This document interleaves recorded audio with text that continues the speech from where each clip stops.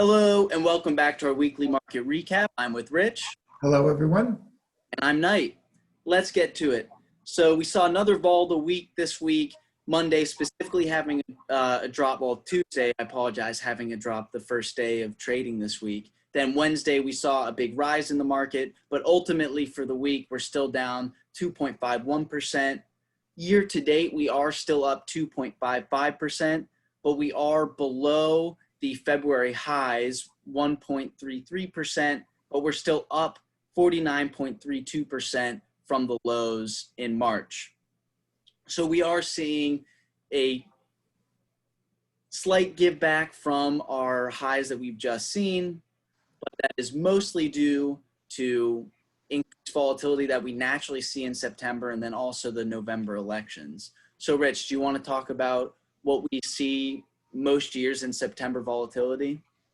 Yes, September and October are historically very volatile months.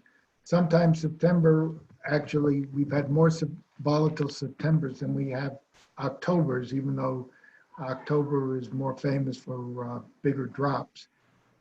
This year, we also have an issue that it's a presidential election year, so that also creates volatility. So we're expecting more volatility both up and down in the markets through the elections. And that one of the good things is that we've set up the accounts in such a way in the portfolios so that you can withstand the volatility and minimize going down and maximize going up. Absolutely. One of the main things that a lot of people talk about is how traders come back from vacation, summer vacation in August. They come back in September, and what do we see? We see more spikes in the market. One of the interesting things this past week has been what has been the effect of retail investors, the Robinhood traders, and obviously, as we talked about, the option calls dilemma that we were seeing in some of the banks. And it's a little unclear still how much effect that really had on the market, but it will be interesting to continue to note going forward. But with volatility, we expect it to continue having large shift down and large shifts up. So then the next big area that we want to focus on is the November election, what the markets seem to be already pricing in, and what we'll be looking at in this next 2 months as we get closer. So Rich, you want to describe? Yes, it seems that the markets are pricing in that the Republicans will hold on to the Senate. The Democrats will control the House. And there is a belief that right now it's too close to call what is going to happen with the presidential election, but that it's leaning towards Biden. And ultimately, what this just dictates for the market, this is about as good of a situation that we could have this year. So the big downside for this year is we might not know who the president is night of.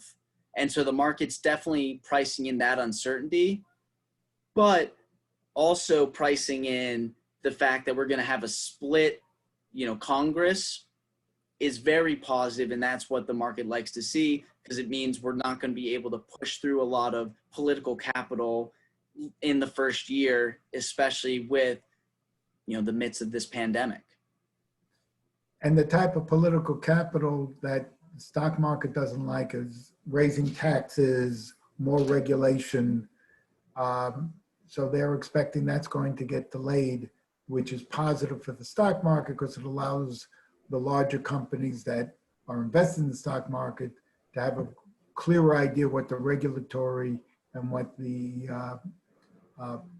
tax and fiscal policies are for the federal government so they can plan a little better. That's usually a positive for the market.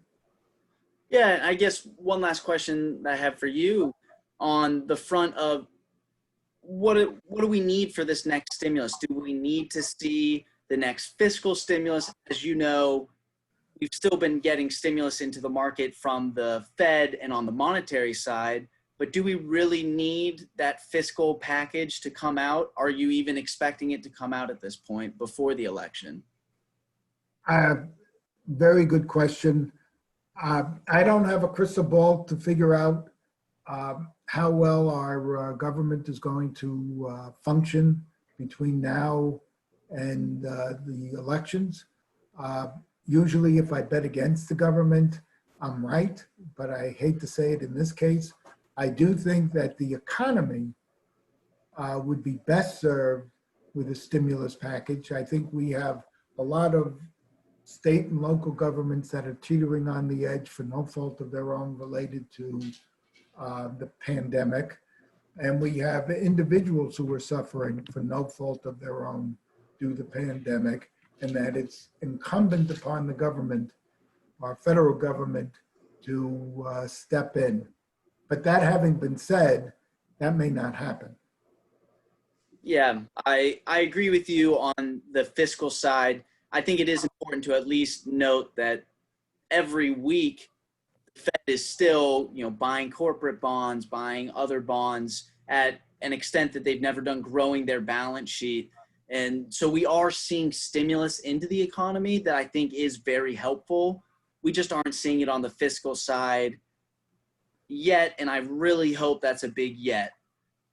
Anyways, we do appreciate you guys listening to us as always. Your money's meant to support you. We are meant to support you. If you have any questions, please reach out, and we'll see you again next week.